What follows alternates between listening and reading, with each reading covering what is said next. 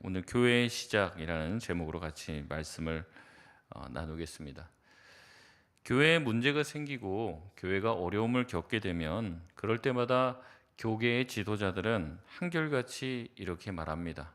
교회가 초대교회로 돌아가야 된다. 교회의 원형을 회복해야 한다.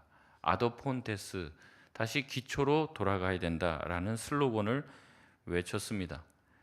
정상 궤도에서 이탈했다면 다시 정상 궤도로 돌아가야지, 다시 원점으로 돌아가야지 그 문제가 해결될 수 있기 때문에 가장 처음 교회의 원형을 살펴보는, 또한 그렇게 회복하는 것이 필요하다는 거예요. 존 스토트 목사님은 이렇게 말했습니다. 주님이 오시는 그날까지 이 땅의 교회는 흠이 있을 수밖에 없다. 그래서 내가 이 교회에서 문제가 생겼어요. 그래서 교회를 옮겨야지. 옮기면 그 교회는 문제가 있습니까? 없습니까? 있어요. 영원하고 이상적인 교회를 꿈꾸며 교회를 옮겨 다니지만은 그 교회 가면 그 교회에 문제가 또 있습니다. 이 교회에서는 없었던 문제가 저 교회는 있고, 저 교회에는 없던 문제가 이 교회는 있는 거예요. 내 교회의 문제가 커 보이지만 그것은 다른 교회를 가보지 않았기 때문에 그런 것입니다.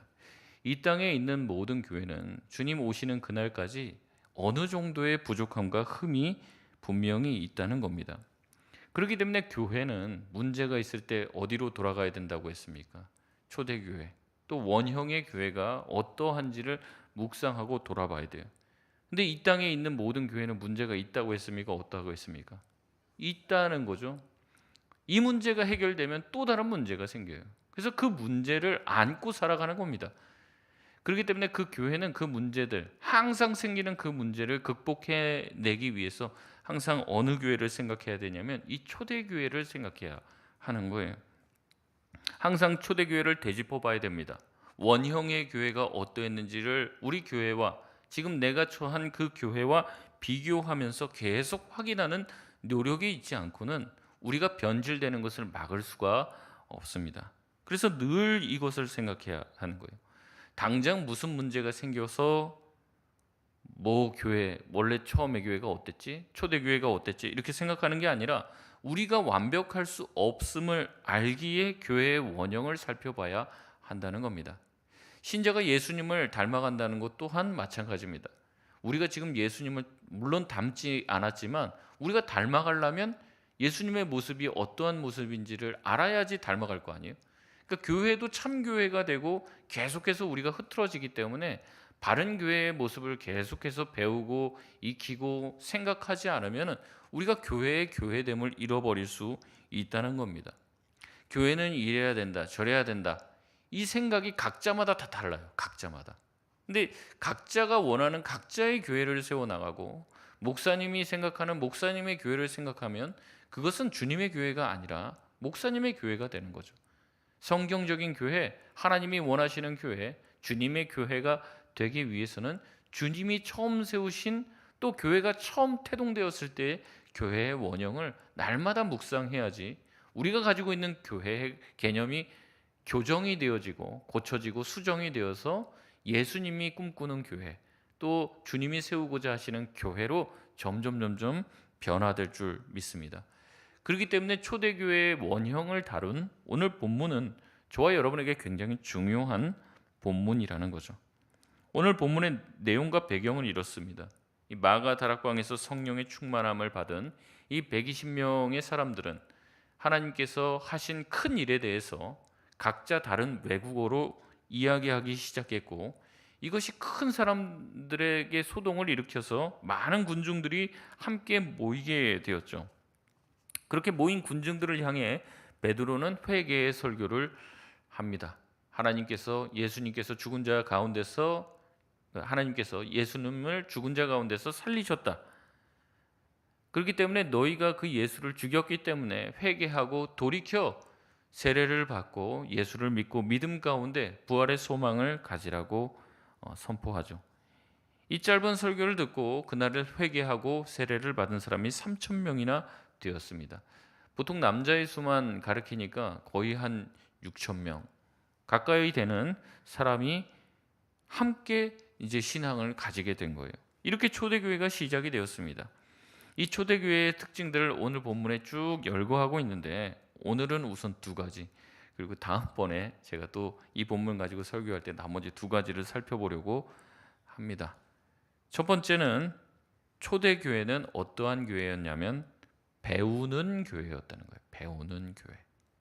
우리 42절 말씀 우리 같이 한번 읽겠습니다. 시작. 그들이 사도의 가르침을 받아 서로 교제하고 떡을 떼며 오로지 기도하기를 힘쓰니라. 아멘. 초대교회는 시작부터 사도의 가르침을 받았습니다. 예수님의 제자들은 종교 지도자들로부터 학식이 없는 사람들로 여겨졌어요.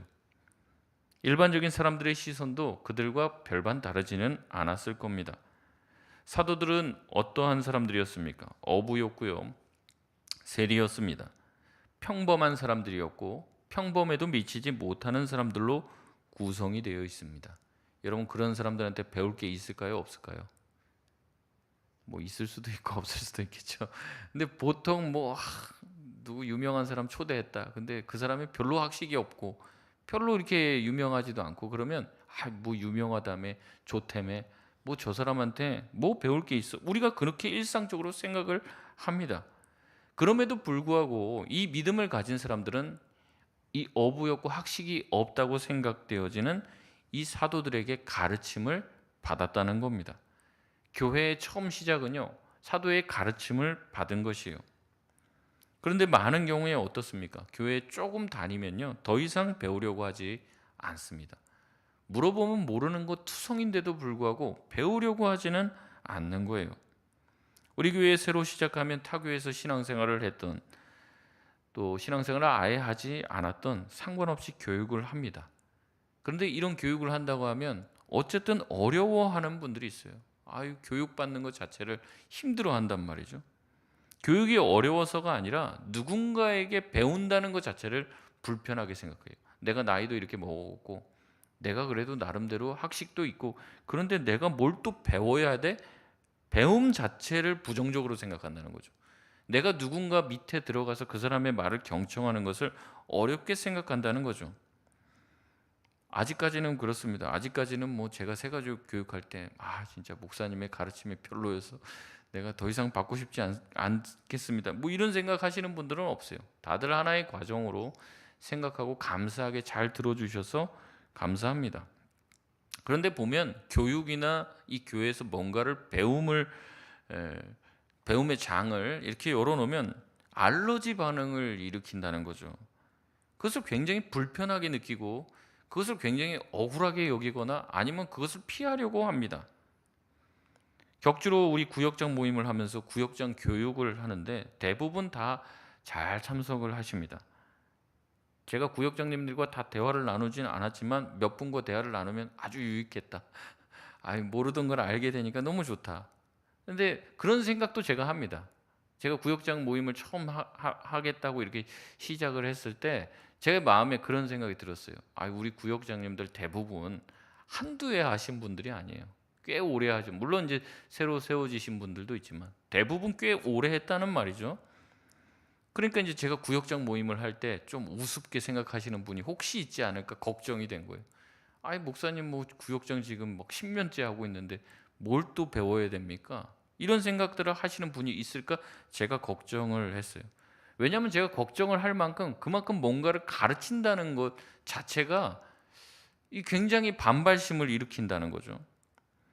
여러분, 우리는 신자의 배움에 끝이 없다는 것을 다 압니다. 그럼에도 배우려고 하는 사람은 극히 드물어요. 저에게 와서 목사님 이거 성경 좀 가르쳐 주세요. 이런 사람 우리 교회에서 딱 한 분 있었습니다. 저한테 성경을 물어보진 않아요.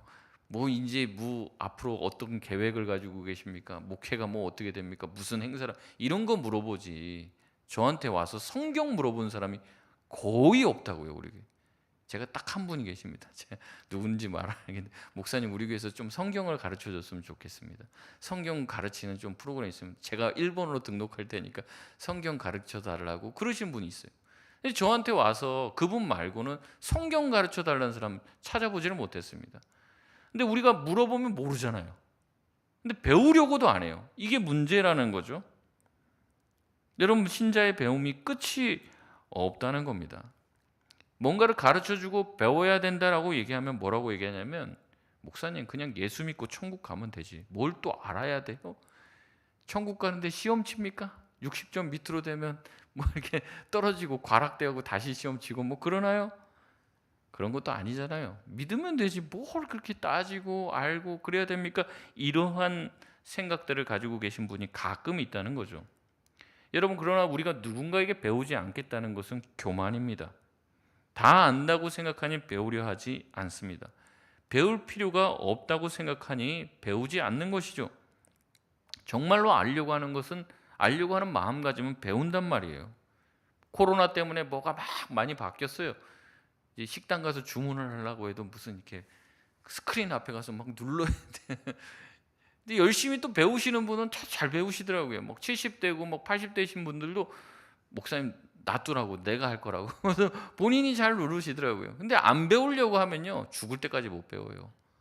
30, 40대도요 그거 젊잖아요. 그런데도 안 눌러 버릇하면 몰라요. 이게 늘 계속 바뀌니까. 우리가 배우려고 하는 마음을 가지고 있으면요, 이 어떤 거라도 익히고 배우는 거에 능숙해집니다. 우리가 교회를 오래 다녔으면은, 우리가 말씀에 대한 배움에 대한 갈급함이 있으면 배우고, 뭔가 배웠기 때문에 달라지게 되는데 배우지 않으니 달라지지 않습니다. 서당계도 3년이면 풍어를 읊는데 우리는 물어보면 모르는 게 너무 많아요. 모르는 게.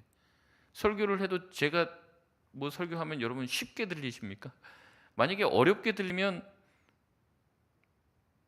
더 배우셔야 돼요. 그래도 제가 이렇게 설교하면 다들 뭐 이렇게, 모르겠습니다. 목사님 설교가 쉽다고 얘기를 하는데 모르겠습니다. 어렵게 느껴지실 수도 있으실 거예요. 근데 뭔가를 알면은 좀 쉽게 느껴지는 거죠. 근데 이제 모르니까 어렵게 느껴질 수 있다는 겁니다. 근데 모른다라고 생각하면서도 안 배우려고 그래요. 그러니까 이게 진짜 큰 문제죠. 사실 종교 개혁을 통해서 우리에게 가장 큰 유익이 뭐냐면, 우리가 성경을 읽을 수 있는 권한이 생겼다는 겁니다. 그리고 우리가 읽을 수 있는 글로 번역이 된 거예요. 옛날에는요, 번역한다는 건 꿈도 꿀 수 없는 일이었어요. 이걸 번역한다?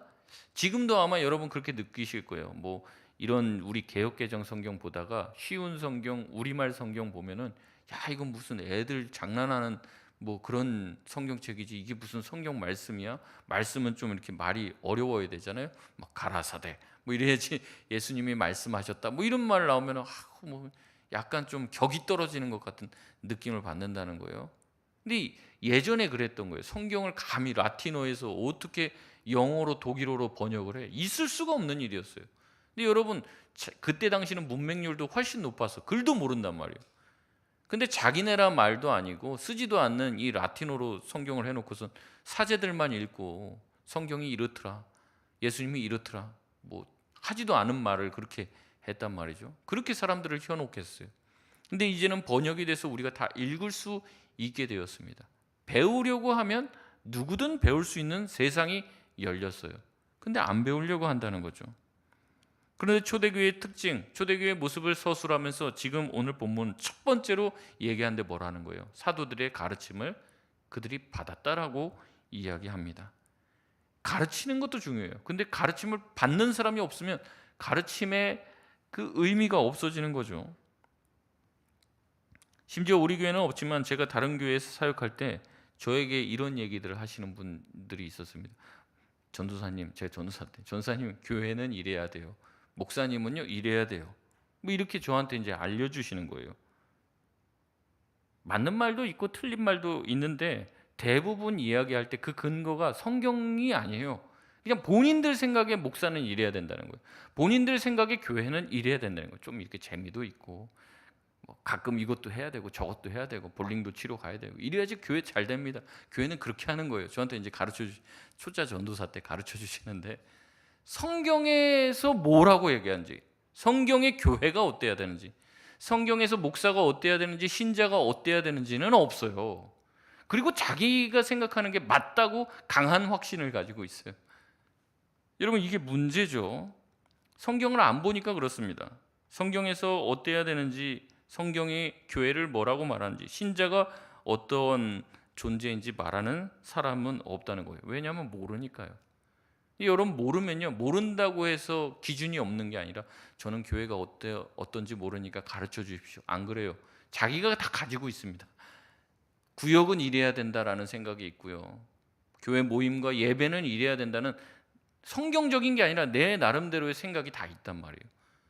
근데 각자의 생각을 가지고 그렇게 하면 어떻게 되겠습니까? 교회가 성경과는 상관없는 곳이 되어버린다는 거예요. 우리가 초대교회의 영성을 회복하길 원한다면 오늘 본문 말씀처럼 먼저는 배우는 교회가 돼야 할 줄 믿습니다. 저도 잘 가르쳐야 돼요. 많이 가르쳐야 되고, 그리고 배우려고 해야 한다는 거죠. 교회에서 뭐 나눠준다, 공짜다, 대접한다, 뭐 놀러 간다 그러면 열의를 제쳐놓고 옵니다. 근데 기도하자, 전도하자, 뭐 좀 배우자, 말씀 읽자 하면 안 나와요. 온갖 핑계를 대고. 여러분, 그런 교회가 초대교회에 가까울까요? 멀까요? 먼 거죠. 먼 거죠. 초대교회의 원형을 우리가 확인해 봐야 되는 이유가 그것입니다. 교회가 정말로 참된 교회가 되려면 뭐냐? 성경에서 말하는 그 교회의 모습을 우리가 쫓아가고 있는가? 내가 정말 그렇게 가고 있는가를 돌이켜 봐야 한다는 거죠. 여러분, 교회가 계속 그렇게 놔두면요, 점점 성경과는 상관없는 교회가 됩니다. 성경에서 멀어지는 거예요. 가르치지도 않고 배우지도 않고. 초대교회로의 회복은 가르침과 배움이 함께 이루어질 때 진정한 초대교회 회복의 첫 단추가 끼워지는 줄 믿습니다.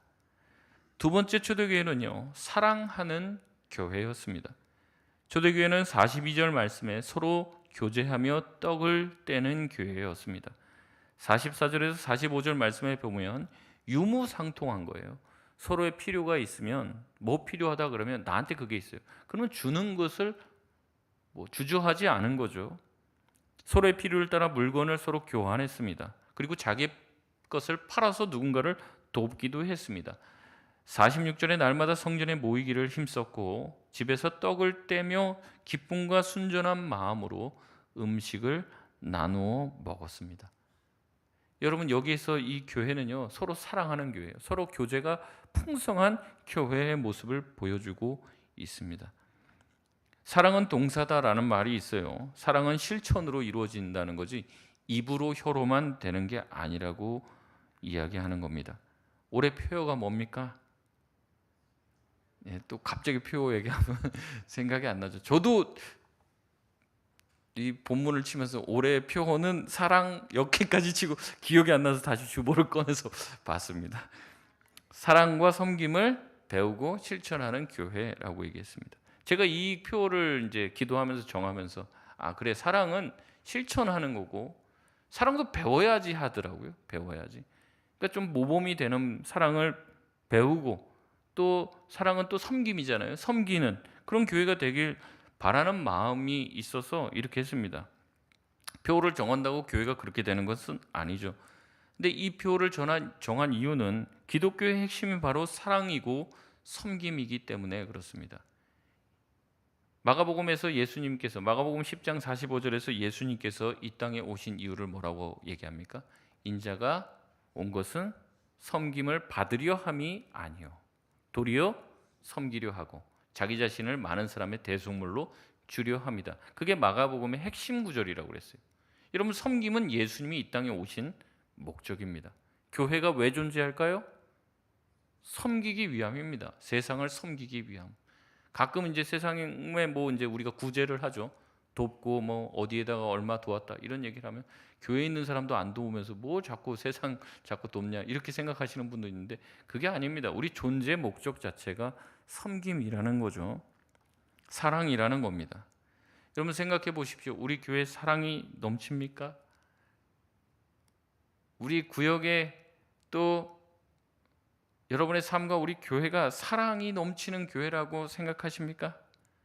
그렇게 보이십니까? 아닙니까? 대답을 안 하시네요. 예.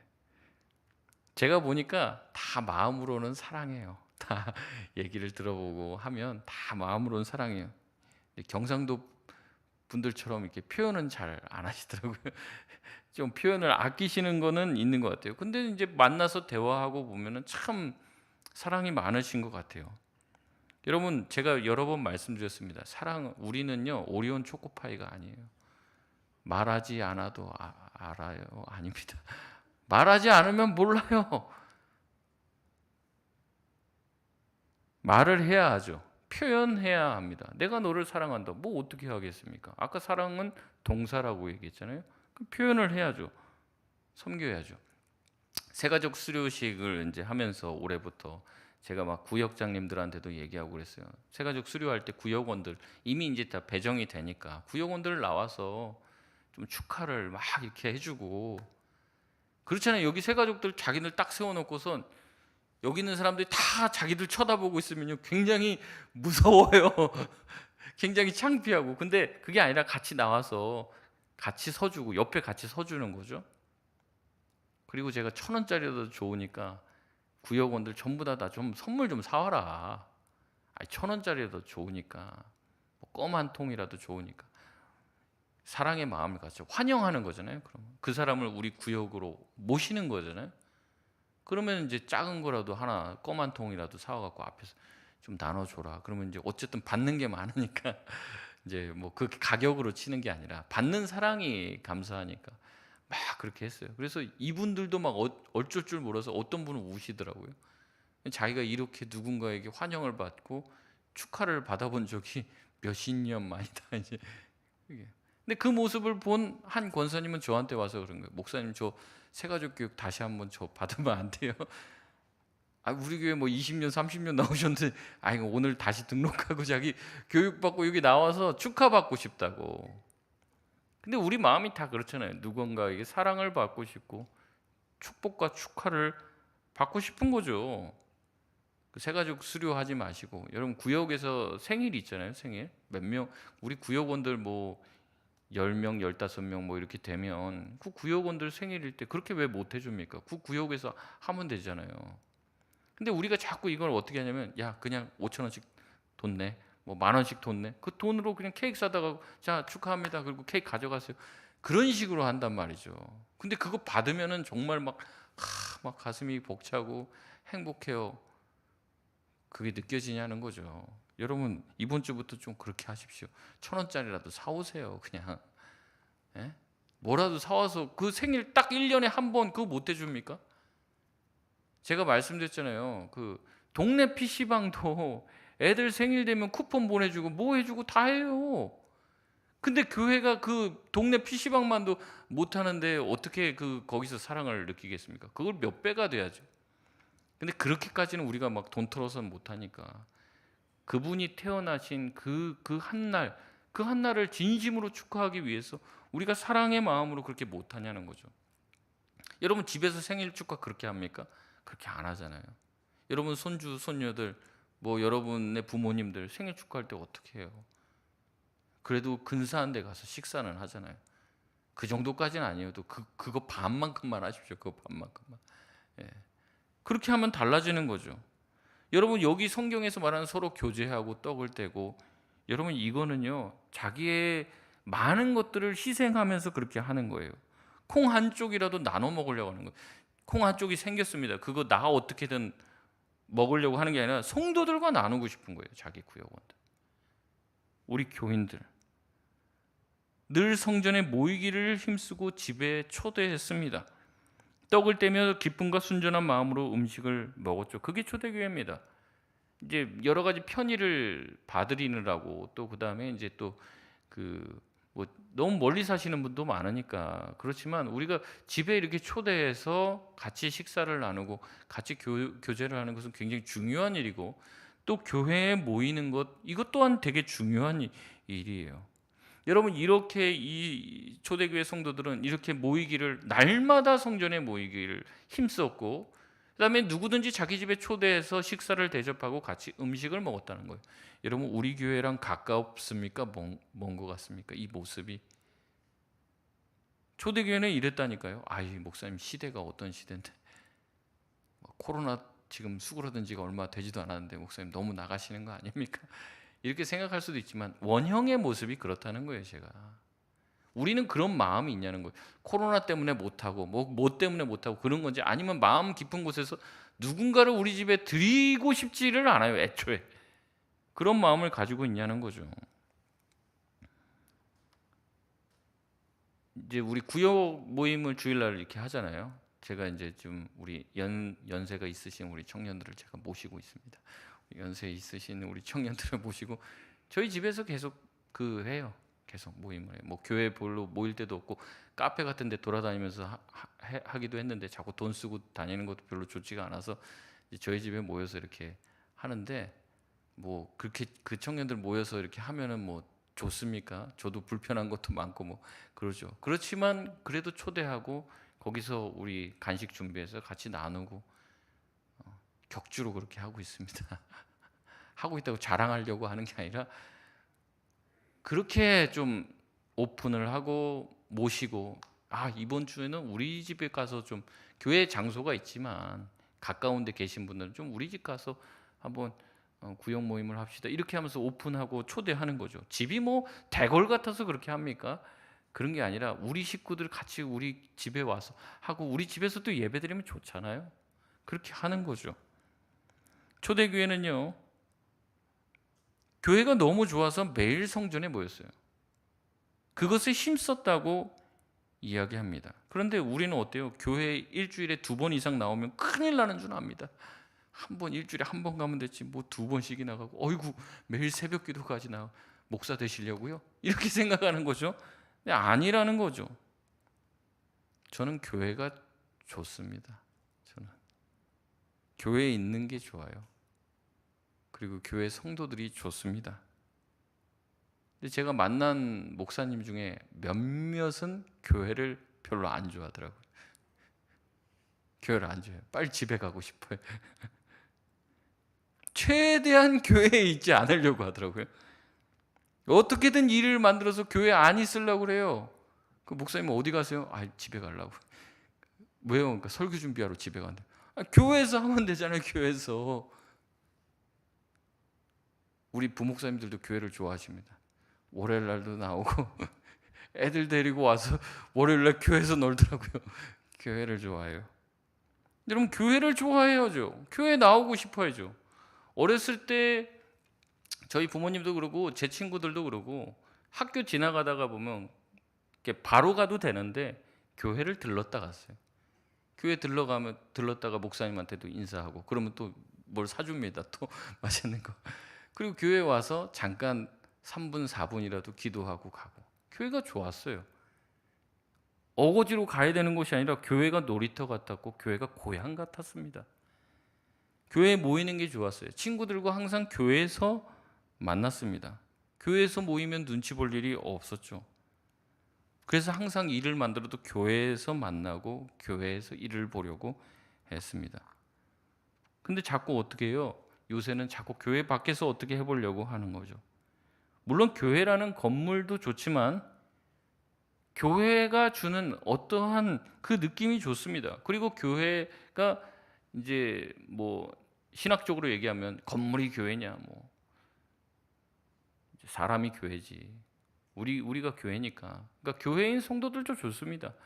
그리고 성도들이 모여서 함께 예배드리는 이 공간도 너무 좋죠.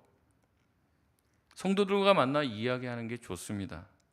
제자 훈련을 하는데요. 토요일 날 저녁, 목요일 날 저녁에, 목요일이 아니라 주일 날 저녁에 모여서 하는데 보통 2시간 반, 뭐 3시간 반, 그 정도가 보통 기본이고, 진짜 오래 한 적은 한 4시간 넘었던 것 같은데, 그 4시간 동안 뭐 제가 혼자 떠들겠습니까? 저는 될 수 있으면 말 안 하려고 하는데 남자들이 이렇게 말이 많은 줄 몰랐습니다. 계속 자기들끼리 떠들어요. 그 얘기 듣고 있는 거예요. 듣고 있고 저도 추임새가 들어가서 이제 같이 좀 몇 가지 얘기하고 그러면서 서로 같이 얘기하는데 이제 성도들과 교제하는 거죠. 그 시간이 그렇게 좋아요. 토요일 날 저녁, 주일 날 저녁은 저한테도 매우 중요한 시간입니다. 피곤한 시간이기도 하고 좀 쉬고 싶은 시간이기도 하죠. 그러나 그래도 그 성도들과 얘기하고 대화하는 그 시간이 아깝지가 않은 거예요. 그 시간이 참 기다려지고 좋습니다. 여러분은 어떻습니까? 성도들과 함께하는 시간이 좋습니까? 아니면 빨리 집에 가고 싶은가요? 목사님 빨리 끝내지, 빨리 집에 가야 되는데, 여러분 그러십니까? 저는 예배 드리는 시간도 좋아요. 이렇게 같이 예배 드리는 시간 너무 좋죠. 약간 주일에는 좀 이제 막 교회에 나오신 분들도 있고, 또 여러 뭐 주일이니까 내가 그냥 나와야지, 그래서 이미 언제 끝나나, 이렇게 오자마자 언제 끝나나 약간 그런 느낌을 주시는 분도 있어요. 그러니까 편하지가 않죠. 저도 뭔가 격식을 잘 차려야 되고 잘 뭐 이렇게 해야 되니까. 근데 이렇게 수요일 날은 엑스트라 뭐 이렇게 나오고 싶으신 분들이 나오니까 저도 너무 좋은 거예요. 같이 찬양하고 있으면 좋고 기도하면 좋죠. 저만 그렇습니까? 같이 좋으면 너무 좋죠. 여러분 예배 끝나고 집에 빨리 가지 마세요. 급한 일 없으면 좀 1층에서 뭐 먹을 걸 좀 사다 놓을까요? 1층에서 같이 그때 특세 때 너무 좋더라고요. 뭐 이렇게 먹을 거라도 해놓으니까 그거 드시면서 일찍 기도하고 나가신 분이나 조금 늦게 기도하고 나가신 분도 1층에서 같이 모여서 담소 나누고 서로 그 성도들과 같이 교제하고 서로 사랑을 나누고 이런 게 얼마나 좋은 거예요. 감사합니다. 같이 얘기 나누고 안부 묻고 그게 얼마나 좋습니까? 교회는 서로를 사랑하는 거예요. 성도들끼리 서로 애정을 나누는 거고 성도들과 함께 주님께서 주신 은혜를 같이 나누고 교제하는 공동체입니다. 여러분 여기는 회사가 아니죠. 직장도 아닙니다. 우리가 우리 안에 하나님께서 주신 사랑을 나누는 거죠. 그렇기 때문에 나도 누군가를 챙겨야 되고 나도 챙김받을 권리가 있습니다. 근데 가끔 누가 챙겨주면 그걸 부담으로만 느끼는 경우가 있어요. 그럴 필요 없습니다. 왜냐하면 이 부담이라는 건 그렇거든요. 내가 뭔가 갚아줘야 된다는 생각이 빚진다는 느낌을 받는다는 거죠. 여러분 빚지면 빚 갚으면 되지. 왜 그걸 부담스러워합니까? 섬김을 잘 받으세요. 그리고 잘 섬기면 됩니다. 이렇게 선순환이 되는 거예요. 내가 섬기기 싫고 부담스러우니까 나도 섬김을 받지 않겠다. 그거는 틀린 것이죠. 교회는요 서로 섬기는 것입니다. 서로 아껴주는 거예요. 일방적인 섬김은 없습니다. 서로 챙겨주고 서로 아껴주고 서로 기도해 주는 것이죠.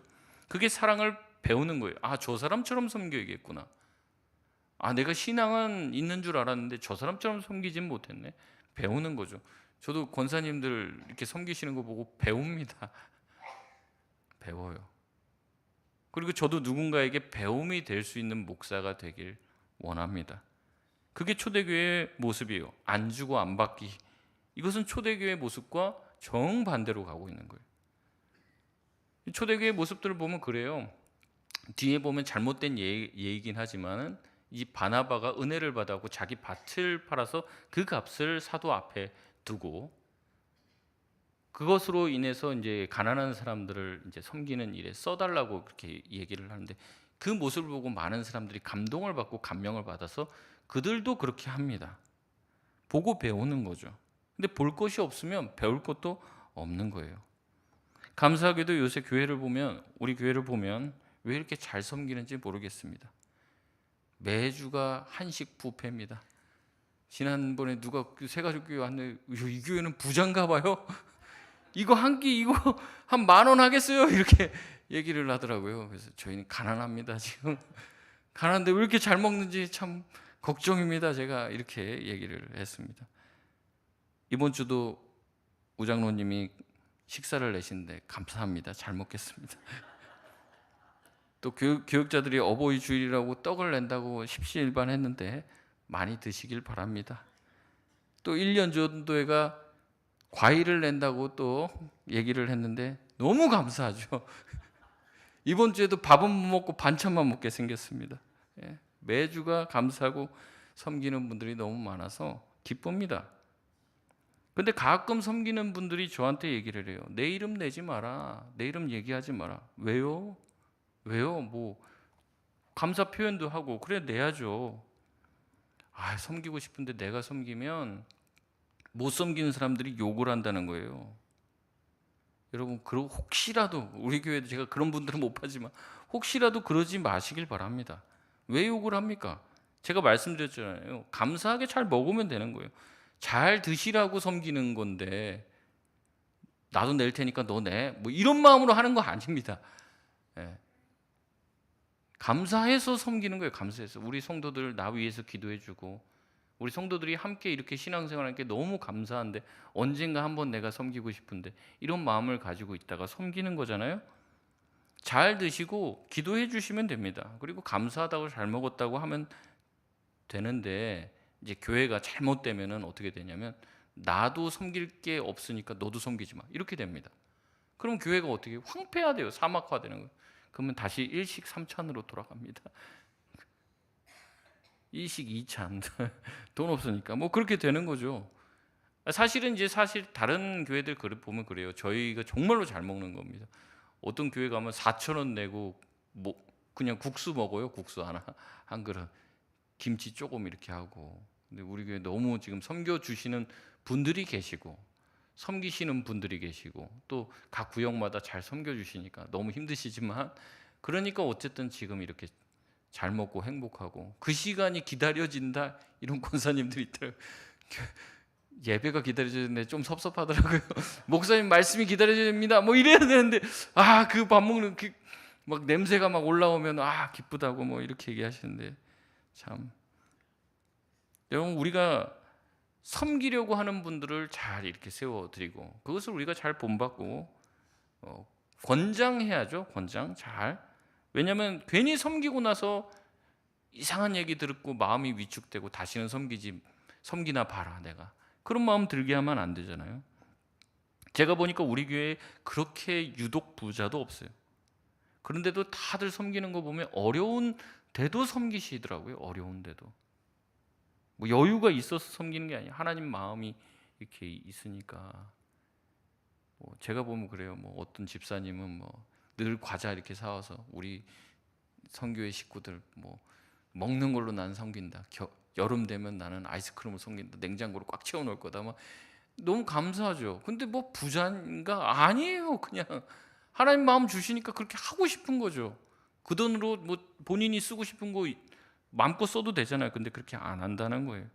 사랑이 있는 거죠. 근데 그 사랑은요 흘러가야 돼요. 흘러가야 돼요. 콩 한 쪽이라도 내가 성경을 받았으니까 콩 한 쪽이라도 나도 대단한 거 아니지만 과자 한 봉지라도 같이 나눠 먹는 거죠. 그렇게 했을 때 너무 좋은 거예요. 미국 교회 가보니까요 거기 식사를 어떻게 하나 했더니 뭐 우리 같이 막 주방 차려놓고 그렇게는 못해요. 미국 교회 식사 어떻게 했더니 집에서 교회에 올 때 1.5인분을 싸온대요. 도시락을 다. 그러면 이제 예배 딱 끝나면 다 자기 거 꺼내 놓는 거예요. 거기다 테이블에다가 1.5인분씩. 그럼 배불리 먹고 다 남죠. 그 남은 거 있으면은 다 또 모아 갖고 조금 어려운 이제 성도들 이렇게 다 나눠 주는 거예요. 그렇게 하더라고요. 근데 항상 남고 풍성하고 또 어떤 분들은 오늘 내가 성도들을 이렇게 잘 섬기겠다. 그런 식으로 돌아간다는 거예요. 여러분 교회는요. 감사하고 감사해서 섬기고 그 섬김이 기뻐해서 나도 언젠가는 섬기겠다는 마음으로 섬기면 섬김으로 꽉 차 있는 거예요. 뭔가 재정으로 할 필요도 없어요. 이 섬김으로 다 돌아가니까요. 초대교회가 그랬습니다. 초대교회가 이제 생겼어요. 거기 뭐 예산이 있고 무슨 계획을 세우고 뭘 그렇게 할 게 뭐가 있겠습니까? 그게 아니야. 하나님이 주신 은혜에 감사하는 사람들. 그래서 우리 교회도 그러더라고요. 뭐 자기 떡 내고 싶다 그러면 한 달 있다가 하시라고 지금 너무 밀려갖고 안 된다고. 그러니까 이제 뭐 기본 반찬으로 나와요 떡이 지금. 감사하죠. 우리 교회가 그렇게 닮아가고 있는 것 같아서 감사합니다. 여러분 우리가 그렇게도 하지만 여러분의 구역들에서 더 살갑게. 그래서 정말 내가 이 교회와 우리 구역에 없어서는 안 되는 존재고 우리가 찬양하듯이 정말로 내가 사랑받기 위해 태어난 존재구나.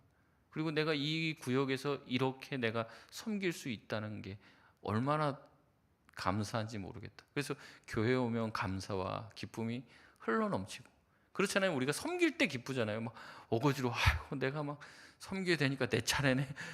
이렇게 하면 안 되고 우리가 감사가 넘쳐서 섬기고 섬긴 사람 섬김 받은 분들이 고맙다고 인사해주고 나를 위해서 기도해주고 그걸로 족한 거죠. 그러면 하나님께서 더 많은 감사로 우리가 섬길 수 있는 기회를 주시게 될 줄 믿습니다. 그렇게 우리가 흘러가면 우리가 이 사랑이 여기 안에만 고여 있으면 안 돼요. 어디로 가야 될까요? 주님을 믿지 않는 사람도 섬기는 거예요. 주님 믿지 않는 사람 섬기는 거 교회에서 불편하게 여기는 분들이 있어요. 우리 교회랑 거기 섬기는 게 무슨 상관이에요, 목사님? 이렇게 생각하시는 분들이 있어요. 근데 예수님 생각해 보세요. 예수님이 믿는 사람들, 신앙 좋은 사람들 위해서 이 땅에 오셨습니까? 아니면 죄인들을 위해서 오셨습니까? 죄인들을 위해서. 죄인들을 섬기러 오셨어요. 예수님과 아무 상관없는 사람을 섬기러 오셨습니다. 우리 해외 선교 가잖아요. 그럼 뭐하러 해외까지 가서 그래요? 우리나라도 정말 힘들고 어려운 사람 많은데 뭐 그 돈 내고 뭐 해외 가서 그렇게 하냐고. 여러분, 예수님이 이 땅에 오신 건요 마치 그와 같은 거예요. 해외에 나와 아무 상관도 없는 사람을 찾아가서 섬긴 거예요. 우리의 사랑이 우리 교회에만 고여 있는 것이 아니라 우리 주변으로 흘러가 주님을 알지 못하는 사람도 섬기고 세상을 섬기고 열방을 섬길 수 있는 초대교회의 원형을 쫓아가는 우리 교회가 되길 주의 이름으로 소원합니다. 말씀을 맺겠습니다. 사도행전적 교회의 모습은 먼저는 배우는 교회였어요. 잘 배웠습니다. 그리고 그 사랑을 실천하는 교회였습니다. 개인주의로 인해서 신앙도 각자 도생의 신앙이 되어버렸어요. 나도 네 신앙 터치 안 할 테니까 너도 내 신앙 터치하지 마. 너는 너고 나는 나야. 이렇게 돼버렸죠. 그러다 보니까 자기 방식대로 신앙생활을 합니다. 그리고 그게 옳다고 생각해요. 아닙니다. 여러분, 배우셔야 합니다. 성경에서 말하는 신앙생활이 진짜 신앙생활이지 내 나름대로의 신앙은 잘못된 신앙일 수 있다는 거죠. 다시 한번 말씀에 입각한 신앙생활로 돌아가야 합니다. 말씀에 입각한 교회가 돼야 합니다. 다시 우리가 서로를 진심으로 사랑하는데 정말 우리의 마음을 둘 수 있는 저와 여러분이 되어 우리 교회가 초대교회를 날마다 닮아가는 아름다운 교회가 되길 주의 이름으로 소원합니다.